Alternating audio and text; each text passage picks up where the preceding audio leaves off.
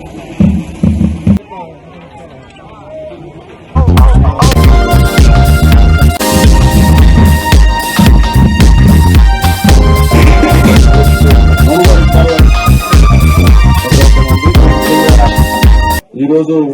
CSR funds ద్వారా మా మధు గారు మా థామస్ గారి సహాయ సహకారాలతో ఈ యొక్క స్కూల్లో ఏ ప్రాబ్లమ్స్ ఉన్నాయో మన విజయలక్ష్మి గారు కూడా వాళ్ళకి చెప్పారు. వాళ్ళు కూడా 5 లక్షల చిల్లర 60,000 రూపాయలు దీనికి శాంక్షన్ ఇచ్చారు.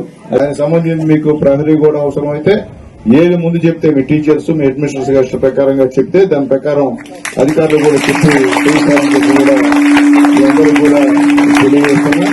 అలాగే ముఖ్యంగా బాగా చదవండి, చదివి అమ్మా నాన్నకి మంచి పేరు తేండి. మీ తల్లిదండ్రులు మన గవర్నమెంట్ స్కూల్స్ అంటే పేదవాళ్ళు చదివేటువంటి స్కూల్స్ ఇవి. అలాగే మీకు గతంలో ఒక్క టీచర్ పోస్ట్ కూడా ఫిలప్ చేసిన పరిస్థితి లేదు గత గవర్నమెంట్. ఈ గవర్నమెంట్ ఎన్డీఏ గవర్నమెంట్ వచ్చిన తర్వాత నారా లోకేష్ బాబు గారు మీ విద్యాశాఖ మంత్రి అయిన తర్వాత దాదాపు 15,900 టీచర్ పోస్టులని భర్తీ చేసి అపాయింట్మెంట్ కూడా ఇచ్చిన పరిస్థితి తెలియజేస్తున్నాం. ఈ రోజు కూడా చాలా వరకు ఎక్కడ కూడా స్కూల్లో టీచర్స్ కొరత లేకుండా చేసింది మన యువ నాయకుడు నారా లోకేష్ బాబు గారిని నేను తెలియజేస్తున్నా. కూర్చొని ఉన్నాడు బిడ్డలతో కూర్చొని లేచిన తర్వాత ప్లేట్ ఎత్తింది ఎవరు? లోకేష్ బాబు గారు అంటే కొడుకు. కాబట్టి మీరు ఆ విధంగా తల్లిదండ్రులకి సేవ చేయాల్సిన విషయం అందరి మీద ఉందని చెప్పి నేను తెలియజేస్తున్నా. తల్లిదండ్రుల ఆశయాలను ఎప్పుడు కూడా వెమ్ము చేయకూడదని చెప్పి కూడా నేను అందరూ కూడా తెలియజేస్తున్నా. ఇట్లాగే ముఖ్యంగా మేమందరం కూడా గవర్నమెంట్ స్కూల్లో చదివిన వాళ్ళమే.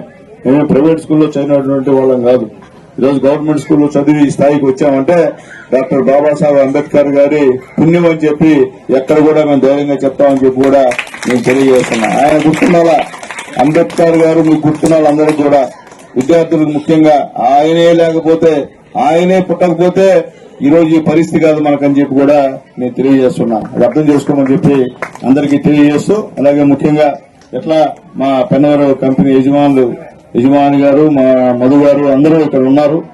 హీరో సైకిల్ ఆడవాళ్ళకి అయితే మనం ఇవ్వాలా. ప్రతి ఇంటికి సైకిల్ ఇచ్చేటువంటి కార్యక్రమం చదువుకున్న బిడ్డ ప్రతి ఇంటికి కూడా వాళ్ళకు కూడా ఇబ్బంది లేకుండా పాపం నడిచి రావాలంటే కష్టం కాబట్టి